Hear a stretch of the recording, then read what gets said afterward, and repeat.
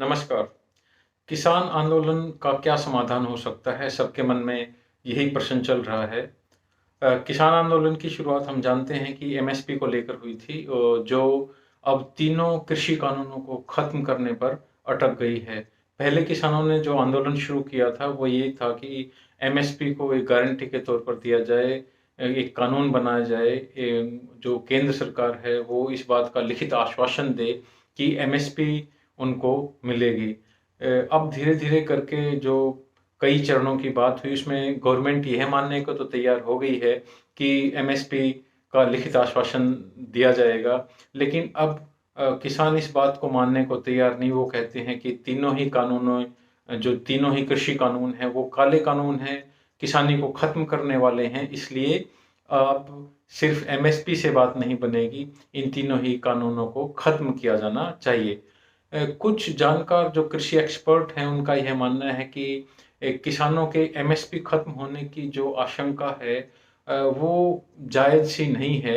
ऐसा इसलिए है क्योंकि जब से राष्ट्रीय खाद्य सुरक्षा अधिनियम कानून पास हुआ है तब से हर साल केंद्र सरकार को 400 से 450 लाख टन गेहूं और चावल की आवश्यकता हमेशा रहती है। इसके अलावा सार्वजनिक वितरण प्रणाली पीडीएस सेना के लिए और ओपन मार्केट में दामों को रेगुलेट करने के लिए केंद्र सरकार अनाज खरीदती है। इसलिए अगले 10 साल तक ऐसा लगता है कि एमएसपी खत्म होने वाला नहीं है। 10 साल उससे ज़्यादा, लगभग इतना माना जा रहा है। लेकिन धीरे-धीरे सरकार ने ऐसी खरीद कम कर दी है जिसकी वजह से ये आशंका पैदा हो रही है। यदि हम मान लें कि 5 से 10 या 15-20 साल तक तो सरकार ऐसी खरीद करती रहेगी, लेकिन उसके बाद फिर क्या होगा? इसी को लेकर किसानों के मन में ये आशंका पैदा हो गई है कि बाद में धीरे-धीरे करके यह एमएसपी को खत्म करने वाले कानून हैं। तो भारत में जो ग्रामीण इलाका है उसमें जो किसानों की जो ऐसी किसानों की जो संख्या है जिनके पास ज़मीन नहीं है वो लगभग 50% है। ग्रामीण इलाकों में रहने वाले जो किसान हैं उनके पास लगभग 50% के पास ज़मीन नहीं है। तो ऐसे किसान इस आंदोलन का हिस्सा इसलिए नहीं है क्योंकि उनके पास ज़मीन ही नहीं है। बाकी के जो 50% में से जो 25% के पास 1 एकड़ से कम ज़मीन है, तो वो कहीं अपनी फसल बेच ही नहीं पाते। उनको एमएसपी जो मिनिमम सपोर्ट प्राइस न्यूनतम समर्थन मूल्य है उसका पता ही नहीं है। बाकी बचे 25% किसानों में से केवल 10% ही ऐसे होंगे जो एमएसपी वाली फसलें मार्केट में बेचने लायक पैदा करते होंगे। और शांता कुमार जो कमेटी है उसने कहा था कि केवल 6% ही किसान हैं जो देश में ऐसा कर पाते हैं, जो अपनी जो फसल को है जो एमएसपी पर बेच पाते हैं, ऐसा शांता कुमार कमेटी ने कहा था।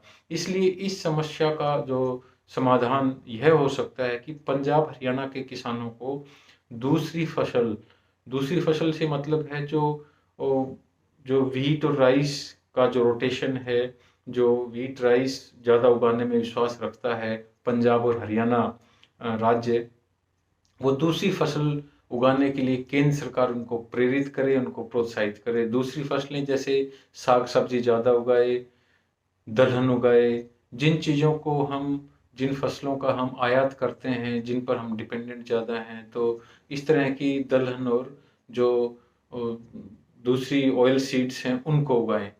पंजाब में धान की खेती इतनी ज़्यादा हो रही है कि सब कुछ एमएसपी पर उनका बिक जाता है। एमएसपी पर बिकने के कारण ही धान की बहुत ज़्यादा जो पैदावार है, जो खेती है एक तरीके से वो बहुत हो रही है। लेकिन इस वजह से वहाँ का जल स्तर भी काफ़ी नीचे चला गया है, जो कि पंजाब राज्य के हित में बिल्कुल भी नहीं है। लेकिन आज के दिन पंजाब के किसानों को भरोसा नहीं हो रहा है कि दूसरी फसल अगर उगाएँगे तो उन्हें बाज़ार में उचित मूल्य मिलेगा।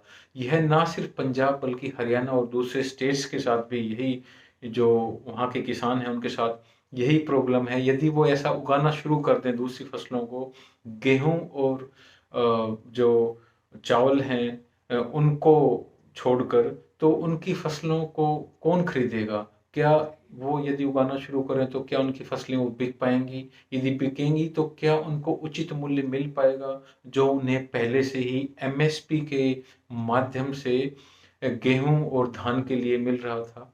तो इसके लिए नई स्कीम लानी होगी गवर्नमेंट्स को। इससे किसानों की आय भी दुगनी होगी, दुगनी करने में फ़ायदा मिलेगा। ज़्यादा कीमत देकर जो नई फसलें यदि किसान उगाता है, केंद्र सरकार उसको प्रोत्साहित करती है और सरकार को धान, गेहूँ अतिरिक्त मात्रा में भी खरीदना नहीं होगा। कई बार गवर्नमेंट को इतना धान और गेहूँ खरीदना होता है, खरीदना पड़ जाता है कि वो स्टॉक में ही पड़ा रहता है, वो पीडीएस या दूसरी चीज़ों में नहीं डिस्ट्रीब्यूट हो पाता है। वैसे अब यह मामला सरकार के हाथ से निकल चुका है, लेकिन इसका एक समस्या ये एक समस्या का समाधान हो सकता है केंद्र सरकार और किसानों के बीच जो गतिरोध उत्पन्न हो गया है उसे लेकर कि दोनों पक्ष यदि इस बात को चाहें तो सुलझा सकते हैं। किस प्रकार से? दोनों पक्ष यदि नए कृषि कानूनों पर जो इन दोनों ही पक्षों ने जो अहम का सवाल बना लिया है, यदि वो ऐसा करें कि अ, दोनों बातचीत करें और इस बात पर केंद्र सरकार पूरी सहमति दे कि वो जो नई फसल किसान उगाएंगे उनको उनकी उस फसल का उचित मूल्य मिलेगा, पूरा मूल्य मिलेगा और पहले जितना गेहूँ और धान उत्पादन करके वो कमा रहे थे, उससे किसी भी हालत में कम नहीं मिलेगा। तो यह दावे के साथ कहा जा सकता है कि किसान गेहूँ और जो धान उगा रहे हैं, उनको उगाना वो कम कर देंगे क्योंकि जिस फसल में उनको ज़्यादा मुनाफ़ा होगा, वो उसी की तरफ अपने आप को डाइवर्ट कर सकते हैं। लेकिन किसानों को लगता है कि वो दिल्ली रोकने में समर्थ हो जाएँगे और केंद्र सरकार से अपनी बात मनवा लेंगे। लेकिन केंद्र सरकार है कि इन कानूनों को वापस लेने के मूड में बिल्कुल भी नहीं दिख रही है। तो केंद्र सरकार ने शुरुआत में थोड़ी-सी गलती ये कर दी थी कि उन्होंने नए कृषि कानून बनाते हुए एक क्लॉज़ डाल देना चाहिए था कि ये कानून अमल में उस तारीख से आएगा जब उसका नोटिफ़िकेशन जारी होगा, जो हर राज्य के लिए अलग-अलग भी हो सकता है। इस तरह का भी एक समाधान हो सकता था और राज्य सरकारों पर ये बात छोड़ देते कि वो कब से अपने राज्य में इस कानून को लागू करना चाहते हैं, इससे सारी समस्या का हल हो जाता। पंजाब, हरियाणा के अलावा बाकी राज्यों में जब ये लागू होता, तो उससे वहाँ के किसानों को फ़ायदा होता, तो पंजाब के किसान खुद ही इसे लागू करने को कहते। यह बिल्कुल सच है कि यदि इन कानूनों को दूसरे राज्य पहले लागू कर देते, जो पंजाब, हरियाणा के किसान विशेष तौर पर इसका विरोध कर रहे हैं, यदि उनको ये लगता कि दूसरे राज्यों में लागू होने के बाद वहाँ के किसानों को फ़ायदा हो रहा है, तो वो खुद ही इस बात के लिए एजिटेट करते कि ये हमारे यहाँ भी है, हमारे राज्य में भी ये कानून लागू होने चाहिए। समस्या ये है कि पंजाब, हरियाणा में किसानों की हालत है, वो बाकी राज्यों के किसानों से बहुत अलग है। सरकार अब भी चाहे तो वो ऐसा प्रावधान कानून में जोड़ सकती है और कानून को वापस ना लेते हुए राज्य सरकारों पर छोड़ दे कि वो कब और कैसे इसे लागू करना चाहते हैं, वो अपने तरीके से कर सकती हैं। लेकिन अब इस सारे काम में बहुत देर हो चुकी है, ये पहले किया जा सकता था। अब तो किसान इस बात पर अड़े हुए हैं कि ये तीनों जो काले कानून हैं, किसान इन तीनों ही कानूनों को, कृषि कानूनों को काले कानून कहकर पुकार रही है और इनको खत्म करने के लिए बिल्कुल खत्म करे केंद्र सरकार, इस बात पर किसान संगठन और किसान अड़े हुए हैं। लगता नहीं है कि किसान मानेंगे, पर ये वो बीच का रास्ता है जिससे दोनों की ही बात रह जाएगी। ऐसा करने से केंद्र सरकार को भी कोई नुकसान नहीं होगा।